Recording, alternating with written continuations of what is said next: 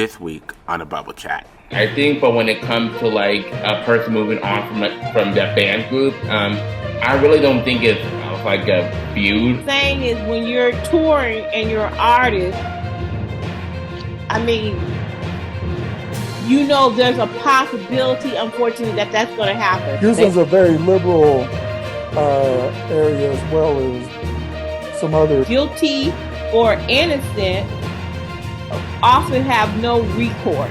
It's always going to be some stuff like this in this type of world. It can really help. Well, supportive family can help.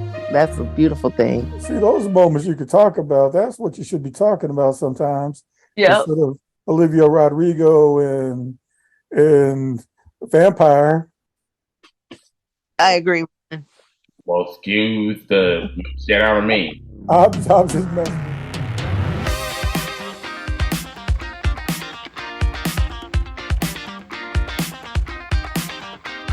Hello, everyone. Welcome to the next episode of the Bubble Chat. And today we have a treat for you because one of our co-hosts, myself and Shay, have actually showed up. Isn't that just amazing? This is our grand finale for the season. And for those of you who don't know, we are so grateful for your continued support and for you to listen to us and hopefully laugh with us or at us. It don't make me know, never mind. Anyhow, we're going to have an engaging conversation tonight. Hopefully I won't be arguing with anyone. And yeah, I remember a couple of them. Yes, and hopefully you really have a good time. Just want to let you guys know that we truly appreciate all our bubblers for listening. Yeah, and just because, this is the season finale doesn't mean that it's the end of the podcast altogether. We will be back for season 2 on August 28th. The season finale of the Bubble Chat will take you on a thrilling ride where secrets will be unveiled, emotions will run high, and the very foundation of what you thought you knew will be challenged.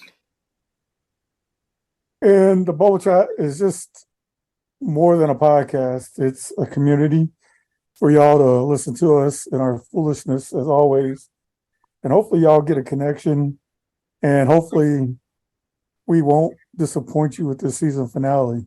Hopefully not. I'm trying. So grab on your headphones, find a cozy spot, and get ready to immerse yourself in a story that will captivate, inspire, and leave you wanting more. Now let's start some pop talk. Let's do it, y'all. Let's do it. So, yes, let's do it. But who is that, Miss Professional? I was thinking that too. She read that and all good. Of a sudden, she just Miss Professional. It was that glamping trip she went on. She's like brown sugar corn over there. She went on that camping trip. Baby, that camping trip still got me toe up. I can't walk. It's bad. Oh. Girl, you didn't go camping. Never again. Yes, I did. Oh. I did have a air mattress, but it wasn't a good one. Oh, I'm sorry. Ooh, I'm broke down. Yeah, I wouldn't. I used to get paid to go camping. I would never do that again. Oh, honey, that ground, that's a whole nother. That's a whole nother to go camping. I used to do that. A whole other type of flow. We did have fun, but because I had a generator, so I did have electricity, but the sleeping was tough. Oh yeah, definitely. That's you had generator. You should have did a show on location. But we didn't have Wi-Fi. Oh. That would have been good. Oh, that would have been good. And then the bear come up and be like, "Arr," and then she'd be like, "Oh, look at you." And then the bear. Girl, I slept with my pocket knife under my pillow like that was gonna do something. A pocket knife. I had a pocket knife and some pepper spray. Yeah. Oh shit. All right, we better start yeah, before Joanne gets mad at us. Right. Not to mention this is We him and his gone, Jawan. okay, all right.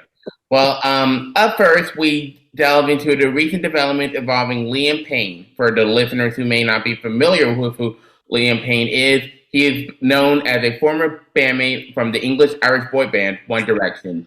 Liam recently uploaded an honest 8-minute YouTube video apologizing for the controversial behavior that ultimately led him to seek treatment for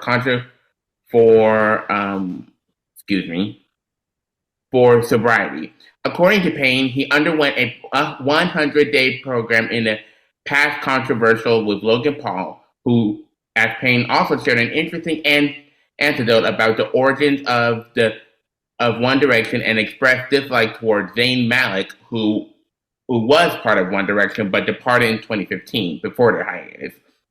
So, Bubblers, what are your thoughts on Liam Payne's recent apology and his journey towards sobriety? And how do you perceive his reflections on the origins of One Direction and his revealed dislike towards Zayn Malik?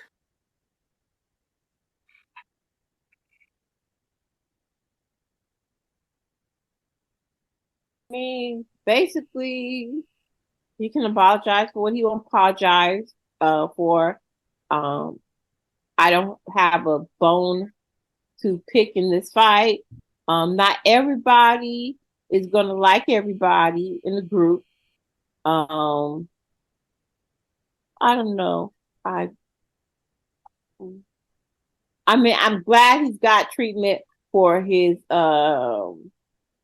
alcohol neglect, use, whatever you want to call it, alcoholism. I'm not for sure.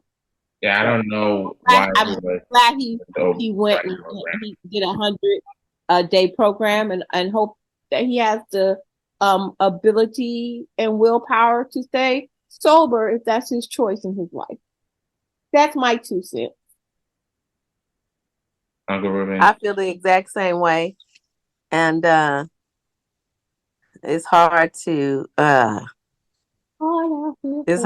be in those programs. Not that I've ever been in one, but even just being on a diet is just so much. It takes willpower, and when you're used to a drug or alcohol to pretty much take you away from depression or any type of feeling you're having, it's a tough thing. I don't know this story particular, like really know it, but I do want to go watch the 8-minute YouTube video to kind of like get it, but I don't know what to say. It's just, I don't really have much to say, but I just hope everything goes well. And at least he apologized, and I hope it was sincere. Uncle Ruben? Yeah, One Direction was put together, and I think when you put together however many people, it was 5-member group, right?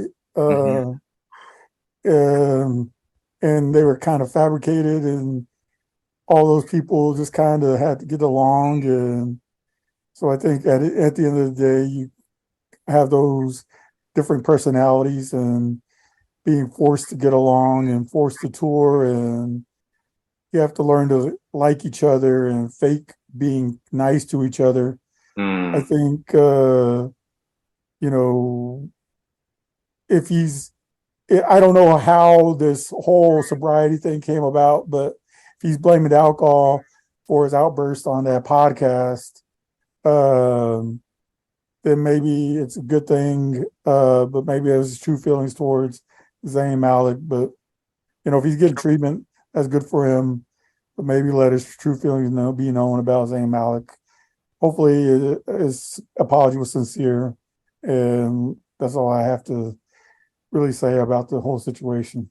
Yeah, I want to say one more thing before we do move on. I think like when it comes to like being in a band with all the tours and acting like they get along with each other, I think when it comes to that, I think because like I really don't know for sure about band groups, but I feel like in most cases, I feel like a person from band group would start feeling like they wanted to move on, but like they don't want to, and and I feel like and I think in some cases they like get along, they actually really get along, because like I think, but when it comes to like a person moving on from that band group, I really don't think it's like a feud, at least from what I know in this case. I feel like they just most likely wanted to focus on themselves, like the remaining band members wanted to focus on themselves, and a solo person from the former band wanted to focus on themselves also. So yeah, that's my 5 cents, to be honest. Well, the only ones that have made anything from One Direction after are Niall Horan and what's that other guy? The Harry Styles and Yeah, I was Zayn going to say Malik. Harry Styles. Yes, those are the three that have you've heard anything from One Direction after the band dissolved. So, here's this guy who, you know, you don't hear about all of a sudden coming up saying he didn't like Zayn Malik. So, it's just to keep your name out there, I guess.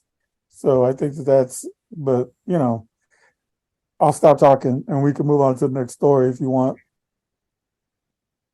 Okay. Now we got Charlie Puth talking about encouraging concertgoers to simply enjoy the music and refrain from throwing items at singers. There's been a lot of incidents I've read, and it just it's ridiculous now. I guess this weekend, Drake was commenting on women throwing bras on stage. That's an old thing, but more than anything, they've been throwing things can actually hurt. But BB Rexa, Ava Max, Pink, and Casey Ballerini have experienced things being thrown at them. I guess a bracelet hit Casey Ballerini in the eye. To me, you see, go to a show just to enjoy the music and enjoy the performance. You pay all that money. I don't understand why you would go and try to hit the artist in the eye or try to injure the artist. But what do you think? What do y'all think can promoters and security and all those people can do to protect the artists from this kind of stuff from happening?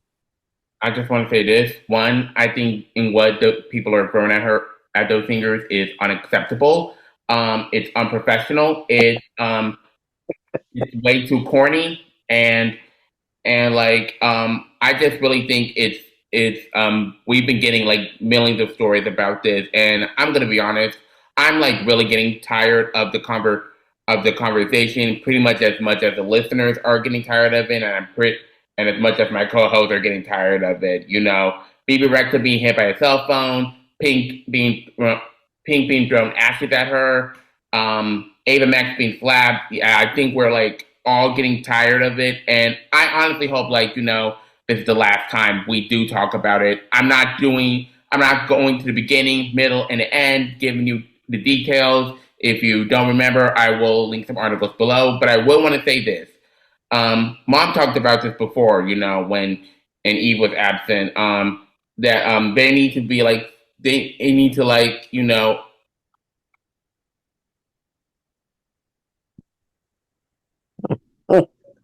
Carry on. Sorry, sorry. He was just giving me the side eye. Oh my goodness. Boy, finish saying what you was going to say. Oh, finish what you saying. No, Huh? Go finish. Oh, finish okay. your talk. Go on, Joanne. Okay. But on a more serious note, though, I really think, and Mom mentioned this on this episode before, when you were when you're going to a concert, I feel like there should be high security, ask people to remove their objects and then place them on like a box or like a bin or whatever. And then if you're going to use a cell phone, then don't throw it at her. Just don't throw it at the singer. Just press record if you want to, and then post it or do whatever the fuck you want to do with it. But just don't throw it at the singer. I want to say this, like, how could someone like a concert goer be like callous to like throw stuff, at a singer? And going back to the BB Rexa incident, what I found honestly disgusting in this case is that allegedly, just like Uncle Ruben was saying, the person who threw the cell phone at her was saying that he wanted to see what it was like, and I found it very disrespectful, and but just because you're a fan of that doesn't mean you have to throw an object on her. What are your guys' thoughts on this? I think. Go ahead. Go. Okay, real quick. I just think people are crazy, and you sign up for this kind of stuff. This is a corrupt world that do stupid shit, and it's hard for security. Who, like if you're wearing a bracelet, I can see if you come in there with a sharp item, or they take the phones now and lock them up and stuff like that. But a bracelet, you wouldn't think somebody would take a bracelet off and throw it. So all I can say is they just need a line of security. The artist probably would have to request that, be like, if I'm coming out there, depending on where it is and the reputation of the people. But it could be an innocent place where it's a bunch of innocent people, and people just come to start shit.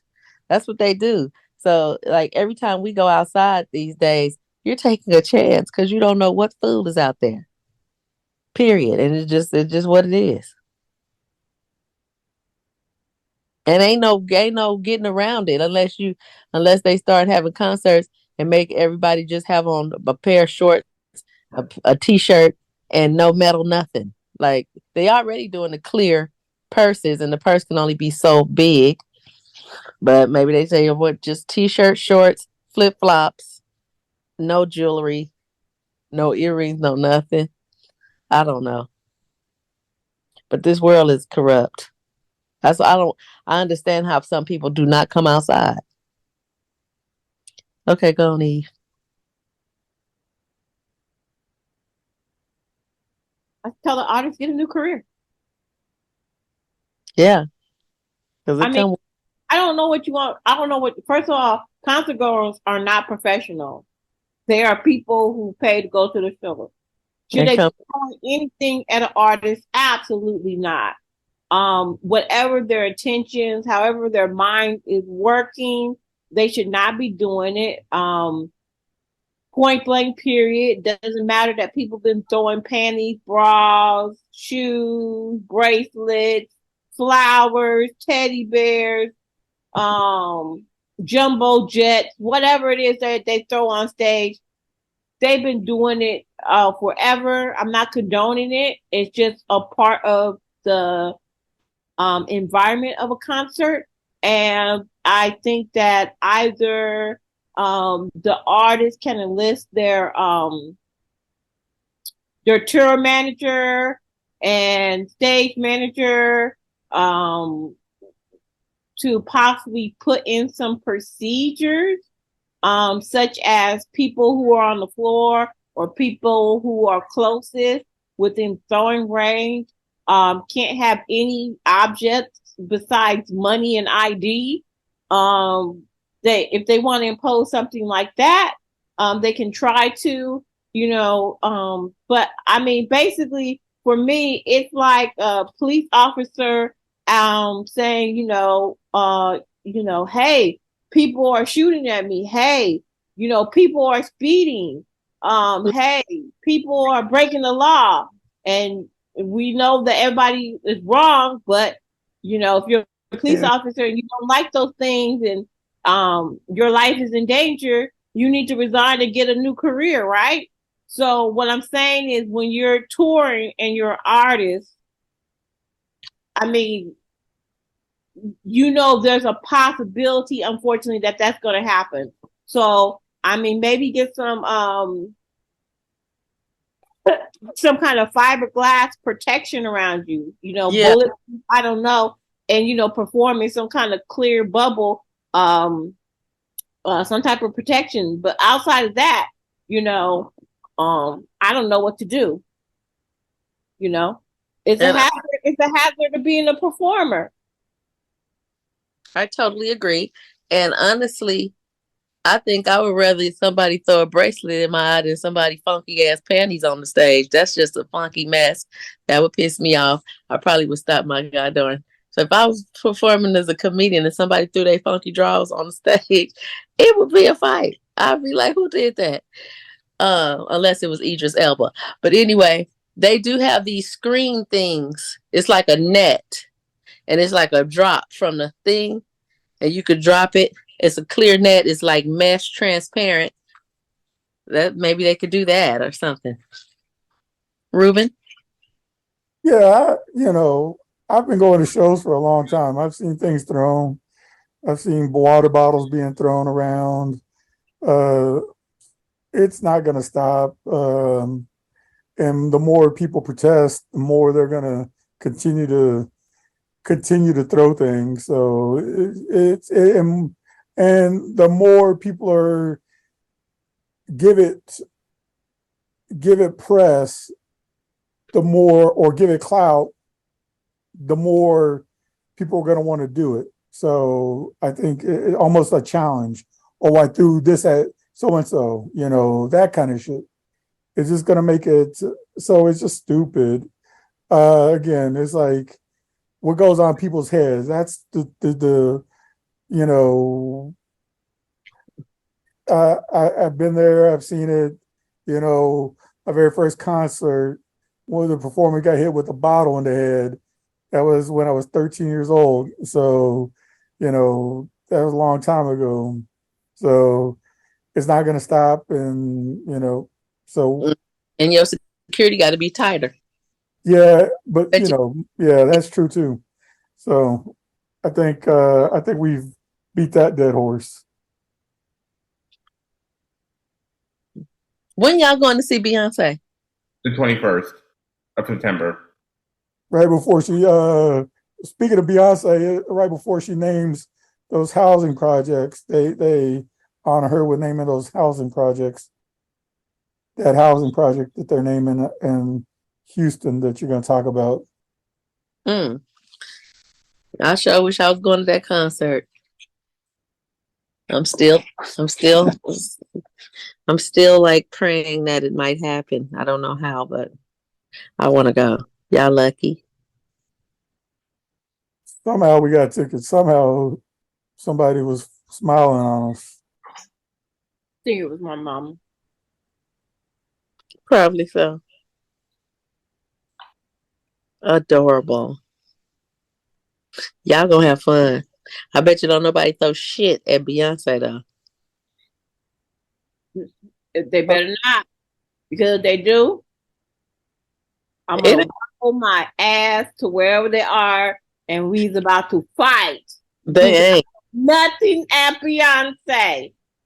And she got the type of stage that you would have to throw really hard because she don't be that close. Well, she does when she depending on what. Because I remember one time. I'm sure that's security tight. That's security. Yeah, that's security tight. But tight. The Beehive, they got a little bit of sense. So I can't imagine them throwing anything at the Queen. Beyonce. Not to mention, girl, the Beehive is tighter than their security.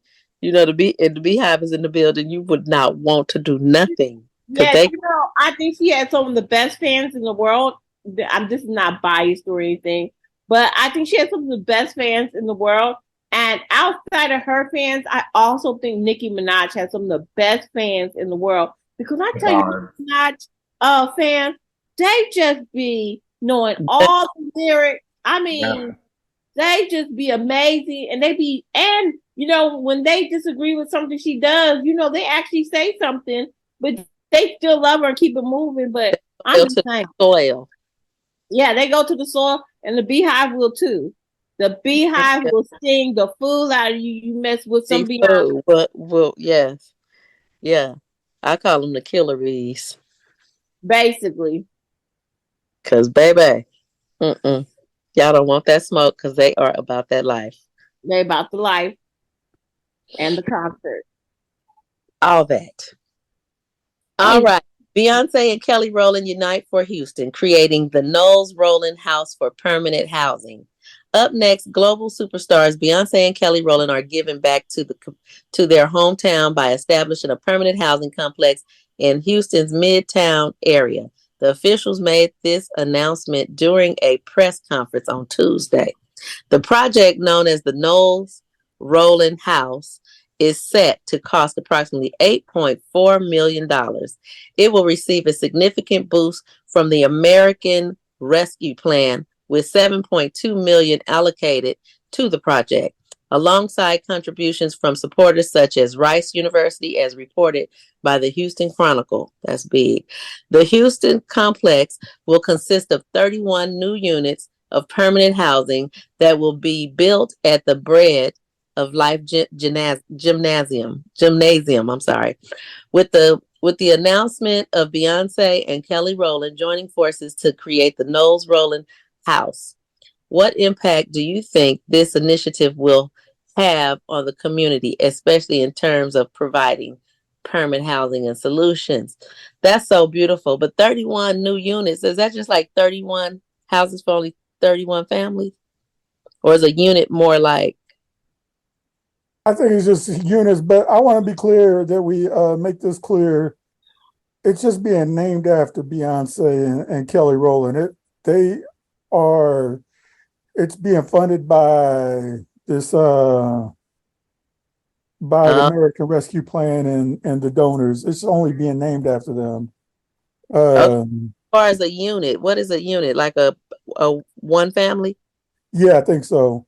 But there's some positives in this thing. That they're going to have social workers. They're going to have mental health services. They're going to have a bunch of other things involved. They're going to have people trying to get people back on their feet. The city of Houston has decreased their homeless rate by 17% since the pandemic. So this is just another step towards that. Say again? How did that happen? I'm not sure. I think they've been building these types of housing areas. I didn't read, but that's in the article associated with this announcement from Houston Chronicle. So the homeless been going through it in Texas. Yeah, but Houston's a very liberal area as well as some others, but Houston definitely has been working towards decreasing their homeless rate. So that's amazing. So this is another, and like I said, they have social workers, they have mental health services there, they have people to like job placement type things, services in that housing unit, all sorts of different things to get those people back on the right track to help them not only be in a house, but also find a sustainable life so that they're not back on the street. That's a beautiful thing. And I just want to say you look so especially handsome tonight. Thank you. I like the scruffy look. You're a mess. Both of y'all is.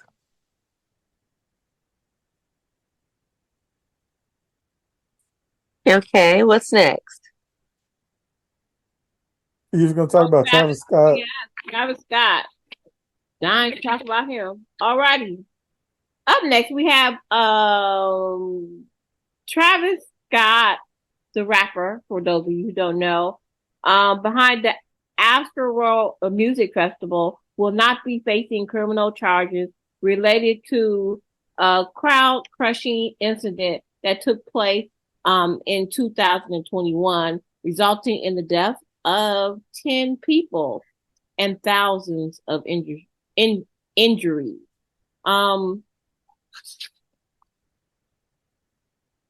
A Texas grand jury was convened and determine whether Scott and others involved in the planning of the festival should face charges. However, the outlets have confirmed that no criminal charges will be pursued in a statement provided to People magazine. Scott's attorney, Ken Schaefer, stated that the decision by the Harris County District Attorney supports the belief that Travis Scott is not responsible for the Astor Road tragedy. Schaefer pointed out that multiple media outlets and government reports have already placed the responsibility for the event safety on organizers, operators, and contractors rather than performers. With Travis Scott being cleared of criminal charges in connection with Astor Road tragedy, what are your thoughts on the legal outcome and the distinction between responsibility of performers versus event organizers, operators, contractors, and more broadly, what does this case reveal about accountability in the context of large-scale events and the safety of attendees?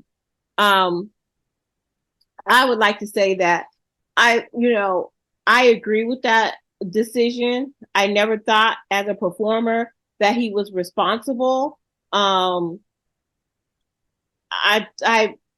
put it on tour management and those responsible security and those responsible for crowd control. And I've always felt that way. So that's it. In my point of view. Yeah, like I think, ever since that tragedy happened, people have been calling Travis Scott out for not doing something about, this incident, because I think from what happened, from my point of view, is like there's a show with like over 1 million people who are watching the show, and I think they're like tumbling them. Oh, there was a turbulence, not turbulence, but I think people were like being trampled over. It was like everything, and it was also like a stage mob, where they like two or more people like are like basically bumping into each other, or so that could happen. I mean, like you were saying, Eve, about Travis Scott not being held accountable, like he basically didn't know that the mob was going to happen, that this tragedy is going to happen, because here's the thing. Right now, we're doing a show. I wait for you guys. I let you guys in, and I press recording. The show goes on. We may not be aware. It is not our accountability to know that that a gunman is going to happen. We did not know that. We did not know. So that's my 2 cents. Mom, Okay. Ruben. You always say you got 2 cents, but you give $1.50, honey. But anyway, thank you. I'll agree with Eve. Yeah, I think it was easy scapegoat to blame Travis Scott. When I was active on Twitter, it was a lot of blame pointed towards Travis Scott, saying that when the trampling was happening, he just kept performing, and when the ambulances were coming, he just kept on performing. But there were a lot of people at that show, and I think that it was overcrowded. And I remember, I was at a show once, and this is when I was younger, and I got caught in the rush of people that came from the back to the front, and I'm claustrophobic, so I felt like the world was collapsing on me, and this person in front of me, she fell down, and I'm trying to hold my ground, and it was all I could do was to fight my way out of the crowd, just to get me and my brother's a big dude too. We were fighting our way to get out. It took us like 2 songs to get out of this just mass of people pushing, because we were stuck by a railing that was put in there by security so that the security guards could grab people that were in trouble or whatever. But there was still not enough people there to grab people out. So we were pushing our way out. So we finally got out, and all you could see was these people still rushing, and mosh pits going and stuff like that. So the band isn't paying attention all the time to what's going on in the crowd. Now, if they see somebody fall up front in a mosh pit, they may be able to say, hold up, stop what you're doing, and pick the person up. I've seen that happen at a show. But if there's all this chaos going around you, they're not able to stop that show. Now, I know that Travis Scott paid for funerals and paid for those kind of things for people. So that's accountability. And I know that stages collapsed at concerts, and I know Pearl Jam paid for families who died, those kind of things. So performers have taken accountability for things, even though it's not their fault. And I don't think it's Or his their fault criminally. They've taken personal responsibility for things that have happened. So, but I don't think criminally there should have been anything happen. So, again, they probably sold way too many tickets for the show. They're not thinking, and there's a lot of things going on. I think all the rumors that was going around, just shitty security, not enough security, not enough for that kind of crowd. But it's still not the worst thing that's ever happened. Woodstock '99 was probably the worst thing that's ever happened, but that's neither here nor there. So, but I don't know. We can move on. I'll stop talking. No, that's good. I'm claustrophobic too, and that shit ain't no joke. Yeah, it really is. That's why when I go to concerts, I always, if it's a big crowd, I always look around. I look on top of the stage. I look behind the stage, and I say, if something went down, how would I exit? Like, I have my exit plan before the show even starts. I'm gonna run this way, and usually, if I'm close to the front, I say, if something go down, I'm running to the stage and getting behind there, like go that way, rather than trying to. One last thing I'm gonna throw in there. Mm-hmm. Parents should have been with their kids at that show. Mm. If they're gonna let their kids go, there was like 13-year-old kids. Yeah, I was 13-year-old at a concert that I probably shouldn't have been 13-year-old by myself, but my brother was with me. He was 18, so maybe a little better, but parents were letting their kids go to that show unaccompanied. So that's something. They shouldn't have let that all be an all ages show. Parents should have been aware of where their kids were and being taking care of their kids, because that's another thing that was going on at that show. A lot of kids were, that's parents need to take care of their kids at those kind of things. You're right. Yeah, 1,000,000%.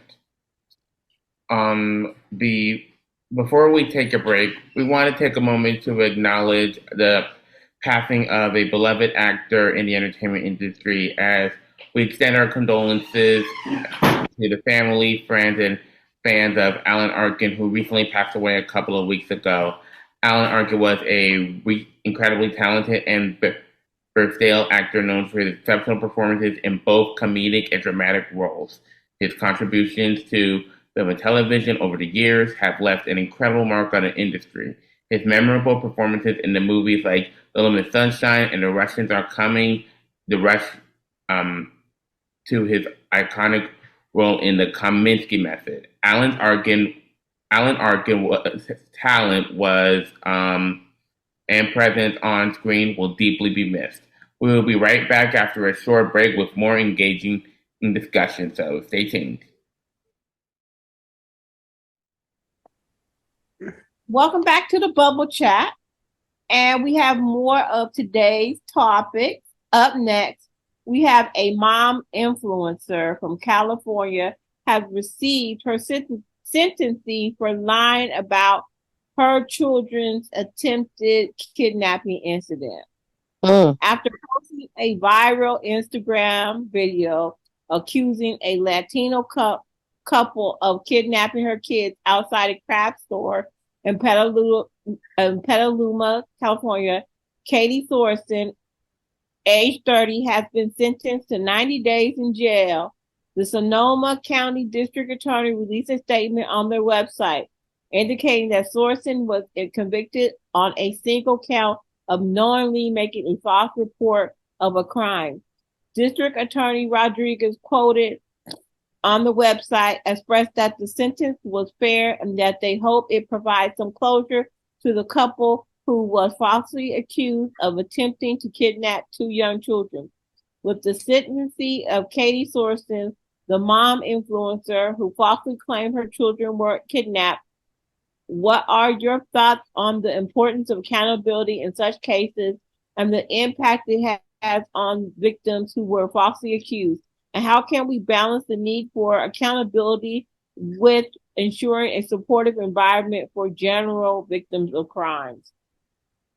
My take on this is, I think that is really, I can respect and appreciate the DA going forward with charging her of a crime. That's first of all. Typically, especially in this country, people, Black people and brown people or ethnic people often are falsely accused of crimes, and whether they're found guilty or innocent, often have no recourse. So I'm happy that this couple was vindicated by the DA pushing forward and saying this absolutely did not happen. I'm really I'm disappointed that for some reason, even though it's a small percentage, that, you know, there's still people out there who will make up crimes and accuse innocent people of doing something that they haven't. So, and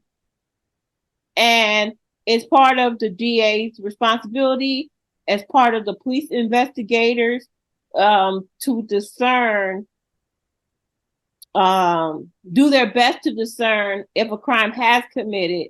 And but again, in this day and age, because, you know, I know Eye Candy and I have watched some documentaries, some true stories about people coming forward and things that happen, and actually the investigators have turned around and said not believe them and then charge them with the crime. So this is a win this time around, but there's a lot of still corrupt and unjust things going on.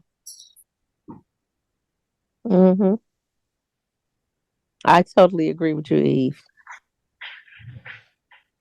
Ruben? Yeah, this story is horrific. Just the story she made up is horrific. Nothing gets funny about kidnapping at all. Yeah, it was like the way she made up the story. I was like reading it, and the account of it was just like ridiculous. I was like, really? Like, they followed you to the parking lot and they got by your car, and the way you looked at them, they stopped and didn't kidnap your kids. That's how you're going to report them? Like, come on now. And these poor people, not poor people, I mean in a general sense of these people, this couple, all they were trying to do is buy Christmas decorations at Michael's. Like, and they get dragged into this mess by this woman who had nothing better to do except maybe because they're Mexican in that area.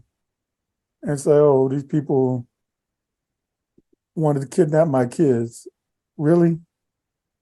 You had your kids inside your car, and then you call the cops on them and make that story up. That's ridiculous. People are ridiculous. Wow. I totally agree with Eve and Ruben. That's all I got. Okay. So, for our next story, we will be discussing the talented singer Olivia Rodrigo. For the listeners who may not be familiar with who Olivia Rodrigo is, she's known for her hit songs "Driver's License" and "Good for You," as well as her role as Nene in the Disney Plus series High School Musical, the series. Recently, Olivia released a new song called "Vampire," which will be included in her second album, Guts, which will be available on September 8th. According to reports from People magazine, the lyrics of the song refer to an ex-flame, and many speculated that it might be about her former boyfriend, Adam Faith. However, another source close to Olivia has confirmed that these rumors are far from true. For some background information, Olivia and Adam were spotted on the Space Jam 2 premiere, and they were spotted together as a couple, and then last February, their relationship ended. With Olivia Rodrigo's new song, Vampire, raising speculation about her past relationship, what are your thoughts on the impact of rumors and public interest in celebrity relationships? And how do you think artists can balance their personal lives with the ongoing speculation from fans and the media?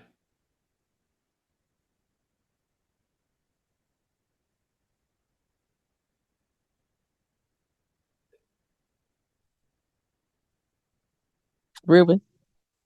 I think most artists. So I got I'm not a big Olivia Rodrigo fan, but Olivia Rodrigo has a lot of issues because she bites people's lyrics, but that's neither here nor there. But I also think she's taking a page out of Taylor Swift's book and saying, okay, well, I'll write about an ex and maybe that'll be a hit. So good on her. I'd just say before there was ever a Taylor Swift, there was Dolly Parton, Sure. Wynette, there was Aretha Franklin, there was a Gladys Knight, and the list can go on and on about women who have sung about heartbreak, men who have Whatever. sung. But I'm just saying she's taking. I'm just using I'm using an up to date reference, not some outdated reference that you're using. It's history, so it's relative. Whatever, man. Whatever. Y'all so cute. Okay. I think that it's always going to be some stuff like this in this type of world. And it's really hard for me to give a fuck. That part. Oh, anywho. You don't care. Everybody being, mistreated and, abused and disrespected or whatever. And it just depends on the type of story. But this is just straight up stuff. I got bigger fish to fry, child. Bigger ones. I need some X-Lax. I'm over here constipated. People just crazy. Miralax. You need to do Metamucil. She ain't gonna drink enough water to take Metamucil. She'll I get drank a bonded up. whole bottle of water today. You drank Oh, one bottle of water. Ooh. Why? Because you don't be wanting to use the bathroom at work. That's why. Well, she don't drink no water. Yeah, she a mess. Water. You need to stop lying. Just One bottle of water ain't gonna help you with no Metamucil. Don't mean Metamucil. you get to lie. But let me say this seriously. This serious talk. I wasn't drinking water recently too because I get tired of peeing. But I was on Instagram and this man, he said, if you're not drinking water, your organs are not being flushed. So when you eat stuff, it's sitting on your organs and food and all that kind of stuff. is poisoning your organs. So that made me start doing better. I ain't all the way there, but I did. I started drinking more water. I used to drink. Remember when I used to drink 100 ounces a day? I know water. I know this fool ain't got this bottle of water up in our face. I used to drink 2 of those a day. I'm done with Joanne. But now I'm at one. I'm at one, but it flushes your organs. So when you think of it that way, I think. Jada, wait, no, we on Jenny Moss. Never mind. Go on.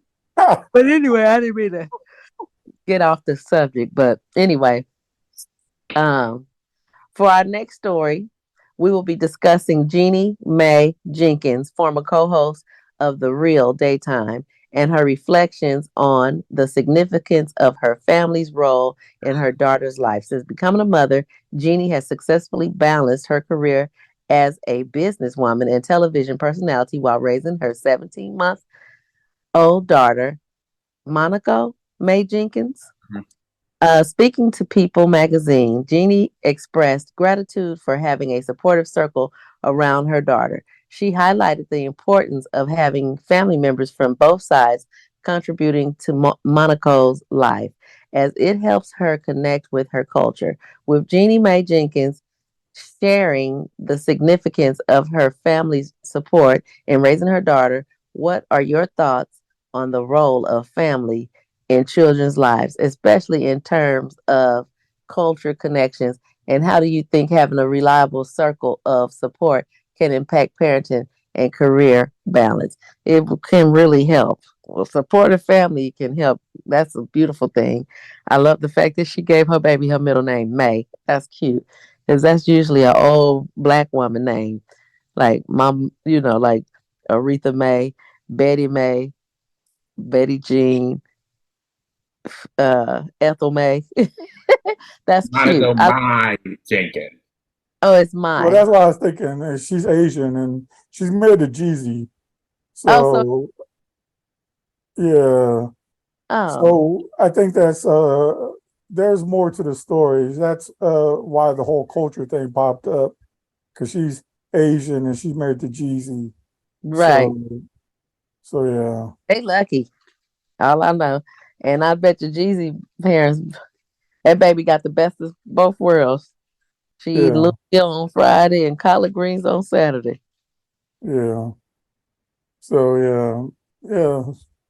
And she got her parents, her mother and her brother to help take care of while she out there promoting, I guess, her skinny margarita stuff or whatever. That's cool. That's all I gotta say. Any? Congratulations on the baby.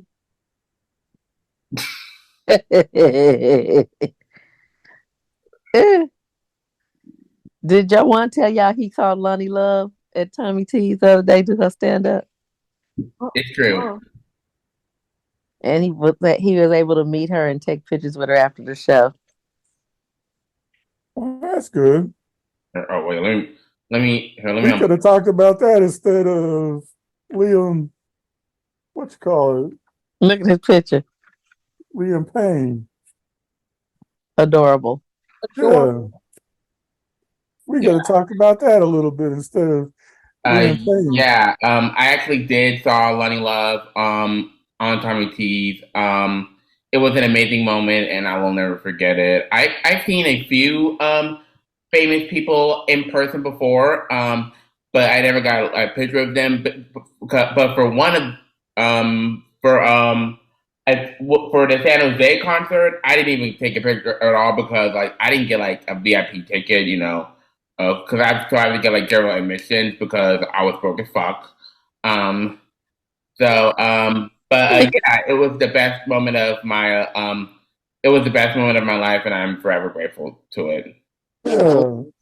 See, those moments you could talk about, that's what you should be talking about sometimes.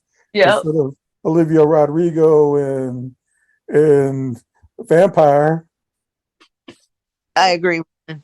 Well, excuse the shit out of me. I'm just messing with you a little bit. Just a little bit. Well, Ruben, take For us our off. last topic of this season. There is some hateration I'm Right filled with there, haterade. going That's all on I right got. now. You know, y'all didn't know I got haterade running through my body. With who? No, that's all I do is hate. No, you don't. Just so for our last topic, season one, Jada Pinkett Smith is about to take fans on a journey with her upcoming memoir, Worthy, set to be released on October 17th. This memoir arrives following a period of controversy, including her husband Will Smith's incident of slapping Chris Rock at last year's Academy Awards, her involvement in an entanglement with August Alsina, the cancellation of the Red Table Talk, and other notable events. Mm. With Jada Pinkett's upcoming memoir, Worthy, addressing all this stuff, what are your thoughts on people sharing their thoughts in their memoirs? I think I want to say this. Something that I think I expect to be included in the memoir is, I don't know if she's gonna actually do it, but I think she's gonna clear the air on some of the topics that she's been through, such as Chris Rock being slapped by Will Smith and the entanglement with August. I think, because in most cases they might not go into too much detail about it until years ago, such as the year we're at right now. But yeah, I'm excited for her memoir, Mom. Well, first of all, I don't see how you gonna clear that air. That air ain't hardly clear. That air is funky, honey. That's must. That's like fogged. I would like to just see it just for the entertainment part of it, and I don't know. It'll be interesting, but it's just nothing that I just have to see. Because again, it's that celebrity type of stuff. Eve. I'm excited for her writing her memoir. I think it would be awesome for her. Most likely, just sharing her take of her situation and her experiences. I want to say this about her entanglement with that young man. First of all, people they keep on saying that she cheated on Will and all that kind of stuff. I think that's a falsehood. First of all, it's none of anybody's business. That's first and foremost. But they are celebrities, so that's par for the course of the life they've chosen for themselves and their family. So I understand people are going to talk about that, but it's very clear, and I don't know who needs to hear it. I don't know who can't. Maybe it's because she's female and not male. I just don't get it. But her and Will have both acknowledged that they've had an on and off again relationship. He has seen other people doing his thing, and she has seen other people doing her thing. And we just happen to know that's August because he shared that. Okay. So that's not cheating. And so people should kind of move on away from that because they got whole husbands who done had a baby with the side chick, then had another baby with the side chick, and got 3 other women calling them, and they staying there. But they worried about what Jada got going on. Red Table Talk was a awesome show to watch. It was very enlightening to see the way different people deal with their traumas in life, how they live their life, the different perspectives. It's just not one way. That's why I like that the 3 generations, for the most part, were always sharing their different takes and opinions on different issues and topics, and how their perspectives, because of their own life experience, were very different from each other. So, and I just want to make it clear, it wasn't just that her show was canceled. All the shows on that platform were canceled because Facebook was going in a different direction. So I want that to be clear because sometimes we're not talking about that. So if y'all don't get it now, you will after this. Jada's up there for me with Beyonce. She's a sister that I will. She's a Black woman that I will protect at all costs because there's a lot of there's a lot of untruths. There's a lot of unnecessary envy and jealousy of her, and a lack of respect for what she's brought to us in our homes through her acting and her value. And she definitely is worthy. So I can't tell you I'm gonna read her memoir, but I'll tell you I'll drop Ruben's coins on it. Very How about good. drop your own coins on it? What's mine is mine, and what's yours is mine. Oh. I know that. That's what I said for the past 20 some odd years, and now you finally acknowledge it. Finally. Finally. And on that note, make sure you check out her novel memoir. Or worthy. I mean, worthy. I'm sorry. Okay, let me check it. Let's try again. And on that note, make sure to check out her memoir, Worthy. There you go. So you ain't never had no problem spending coins on me. I don't know why you acting Whatever. like you got. Y'all don't start. We about to sign off now. Eve, go. Well, I mean, it's the finale, so let's do this. Yeah, it's the season finale. Not the finale altogether, but the season finale. Excuse me, the season finale. Let's do this. Oh, good Lord. I should never woke you up tonight. Eve, you got to work in the morning? Yeah, I gotta work in the morning. You like your job? Man, I love my job. What a blessing. I love my job. I'm so happy to hear that. That's big. I love my job. That is so. I love. I just love it. I mean, it's, you know, some days it just be like, oh my God, if that door, if the sound of, if one more people walk up in here, but it's just all positive vibes.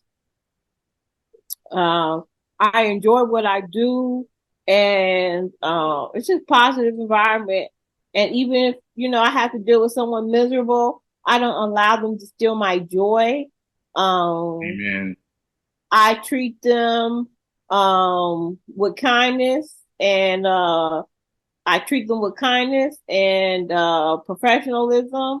And, you know, if they want to walk out there, they want to come in and walk out miserable, that's on them, you know, because I never know what, you know, maybe their dog died.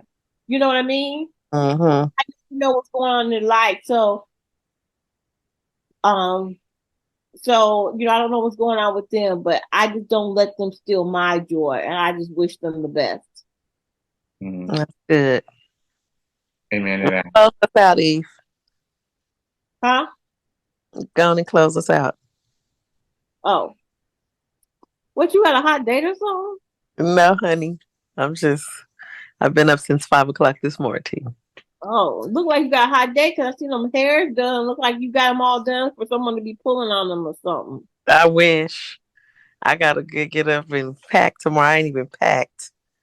JoJo's birthday is tomorrow, so I cooked. I'm going to LA tomorrow, so I cooked all his favorites tonight. And did he get some yams in there? Mm-hmm. I made dressing, greens, macaroni and cheese, yams, fried chicken. Mm. You better get in that kitchen before Jawan sign off. Right, and brownies. Because Jawan about to cut up. Remember when Jawan used to steal food from the stove? How do I remember that I stole food from the store when I was a kid? From the stove, not the store. I ain't saying you would thief from the store. I'm saying you were thief in your mama's kitchen. Oh, yeah. That part. Still All today. right. So that's a wrap for season 1 of the Bubble Chat. We have had an incredible journey discussing various topics, sharing opinions, and engaging with our amazing listeners. We want to express our heartfelt gratitude for your continued support and for you being a part of our podcast family. And I do really want to say this. We know that you listening to us and all our foolery and our unprofessionalism is that's your time that you can't get back. And so that you've given us even a minute of your time, we are very grateful. But don't worry, because there's more time you can give us. We are not saying goodbye for long. Season 2 is just around the corner, and we can't wait to bring even more captivating conversations, exciting guests, and thought-provoking discussions. So mark your calendars, because we'll be back August 28th to kick off an incredible new season. In the meantime, stay connected with us on social media. Share your thoughts and ideas, and let us know what topics you'd like to explore in the upcoming season. We would like to hear what our listeners think about the topics we discussed and incorporate your feedback in our show. Also, don't forget to subscribe to the Bubble Chat wherever you get your podcast. There's so many platforms that I still don't know about, but okay. So you'll never miss an episode. Subscribing will ensure that you're always up to date with our latest conversations and wonderful guests. Thank you once again for joining us on this thrilling journey. Your support and engagement mean the world to us. Until we meet again, August 28th for season 2, take care, stay curious, and keep embracing the bubble of knowledge. Bye, guys. See you in season 2. Bye. Thank you. We love you all.